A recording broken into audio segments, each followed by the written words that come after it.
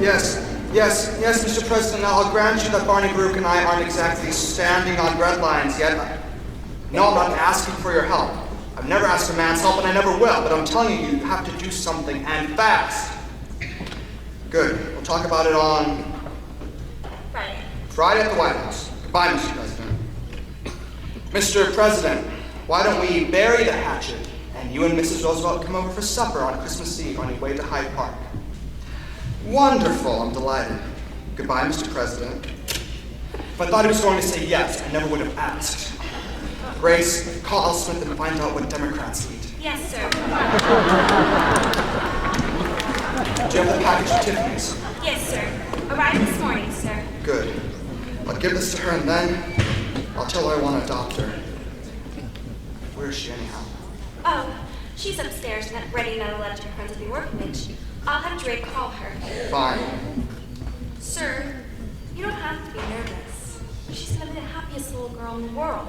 You're right, she is, and I'm not nervous. Just get her down here. Yes, sir.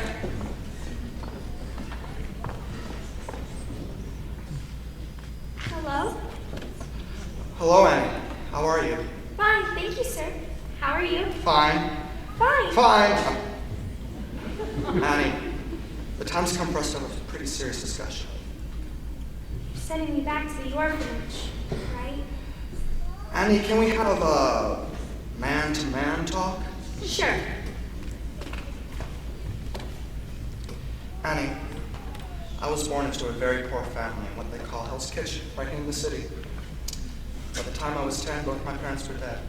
And I made a promise to myself that one day, one way or the other, I'd be rich. Very rich. That was a good idea. By the time I was 23, I made my first million. And in 10 years, 100 million. Oh, in those days, that was a lot of money. Anyway, all I've ever really cared about is making money. And I might as well tell you, Annie, I was ruthless of those I had to climb over to get to the top. Because I've only believed one thing. You don't have to be nice to people you meet on the way up, if you're never coming back down. But lately, I realized something. No matter how many Rembrandts or Duesenbergs you've got, if you've got no one to share your life with, if you're alone, then you might as well be broken back in Hell's Kitchen. Do you understand? Sure. Good. Kind of. Kind of? I guess not. I was in Tiffany's and I picked this up for you. Gee, for me? Thanks, Mr. Warbucks. You're so nice to me. I had it engraved. Oh, gee. It's a silver locket. I noticed the old broken one you always wear, and I said to myself, I'll get that kid a new locket. So I'll just take the old one off. No! Annie, what is it? Please don't make me take my locket off. I don't want a new one. This locket, my mom and dad left it with me when they left me at the orphanage. And there was a note too. They're coming back for me. And I know being here with you for Christmas, I'm real lucky. But I don't know how to say it. The one thing I want in all the world, more than anything, is to find my mother and father.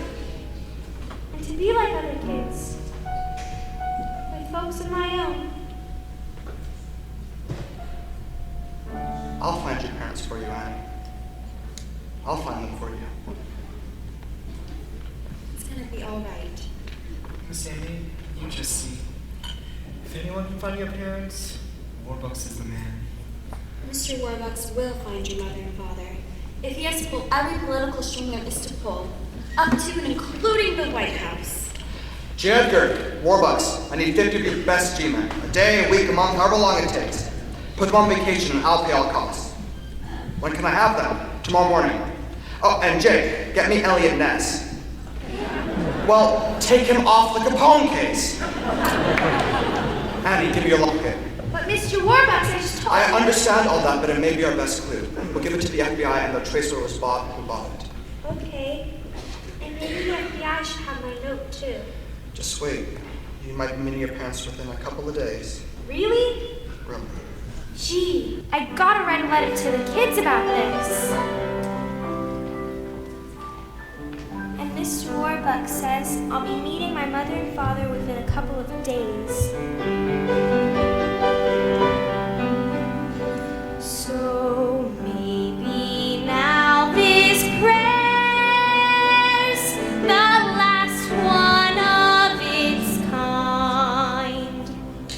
Won't you please come get your baby?